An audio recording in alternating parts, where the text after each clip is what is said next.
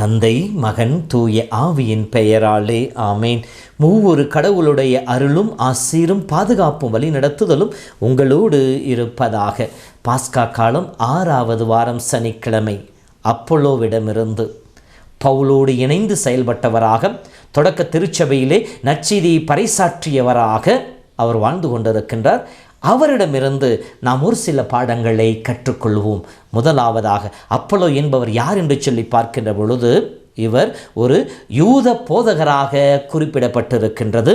யூத மக்கள் நிறைந்த அலெக்சாண்ட்ரியா பகுதியை சார்ந்தவர் என்று சொல்லப்படுகின்றது. பீலோ என்கின்ற புகழ்பெற்ற யூத அறிஞரிடம் இவர் சிறராக இருந்திருக்கலாம், யூத மறையை கற்றிருக்கலாம் என்று சொல்லப்படுகின்றது.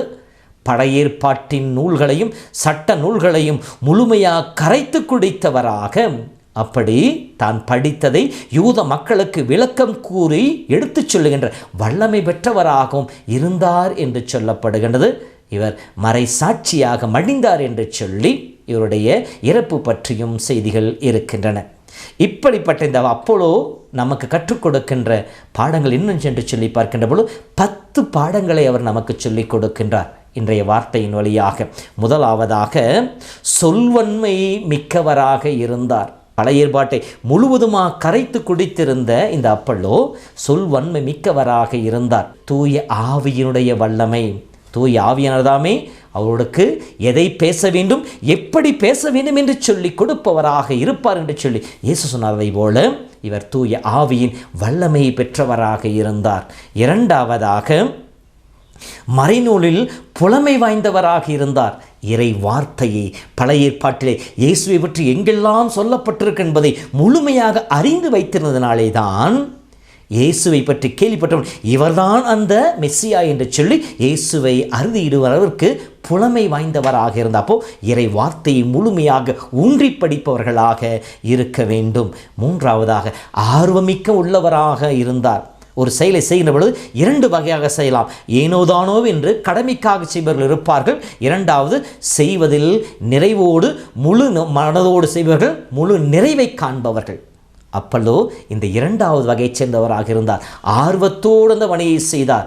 ஏதோ கடமைக்காகவோ அல்லது கட்டாயப்படுத்துவதற்காகவோ அல்ல, இறைவனுக்கு கொடுத்த அந்த வாய்ப்பு என்று சொல்லி அதை பயன்படுத்துவராக இருந்தார். நாமும் நம் வாழ்விலே ஆர்வத்தோடு நமக்கு கிடைக்கின்ற, நமக்கு கொடுத்த பணிகளை செய்யவும், அதன் வழியாக இறைவனுக்கு சான்று பகரவும் வேண்டிய மக்களாய் இருக்க அவர் நமக்கு கற்றுக் கொடுக்கின்றார்.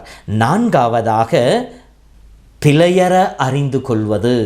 நாம் கற்றுக்கொள்வதை, நாம் தெரிந்து கொள்வதை மேலோட்டமாக அல்ல, மேல்வரி சட்டமாக அல்ல, முழுமையாக அதை பற்றி தெரிந்து கொள்ள ஆசைப்படுவது.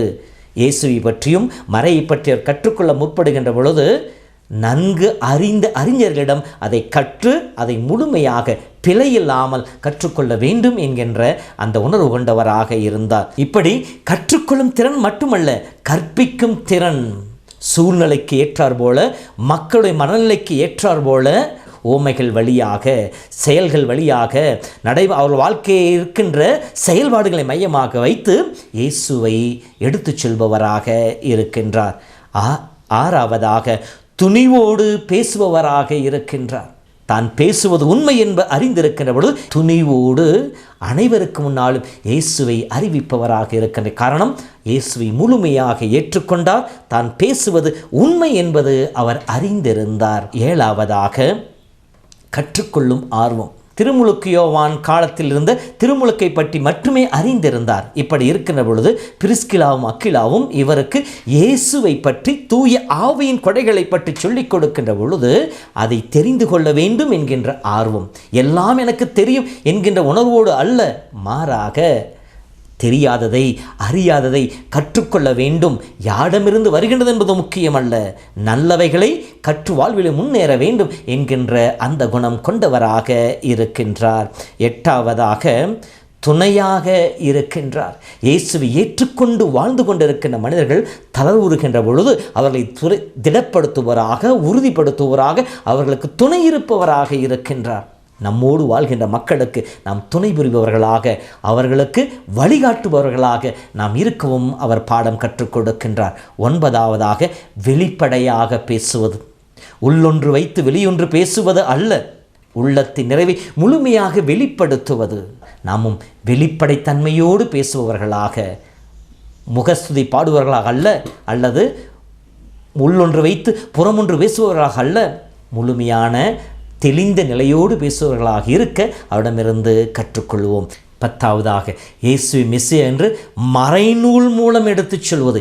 இறை வார்த்தையின் அடிப்படையில் பழைய ஏற்பாட்டிலே எங்கெங்கெல்லாம் இயேசுவை பற்றி சொல்லப்பட்டிருக்கின்றது என்பதை எடுத்துச் சொல்லி இயேசுவை அறிவிக்க அவர் நமக்கு கற்றுக் கொடுக்கின்றார். ஆகவே அன்பு சகோதரமே, இயேசுவின் சிடத்துவத்திலே பங்கெடுத்திருக்கிற நாம் இதோ அவருடைய பணியாளராக வாழ்ந்த அப்போலோவை போல நாமும் அவரிடம் காணப்பட்ட இந்த 10 குணாதிசயங்களை நமதாக மாற்றுவோம்.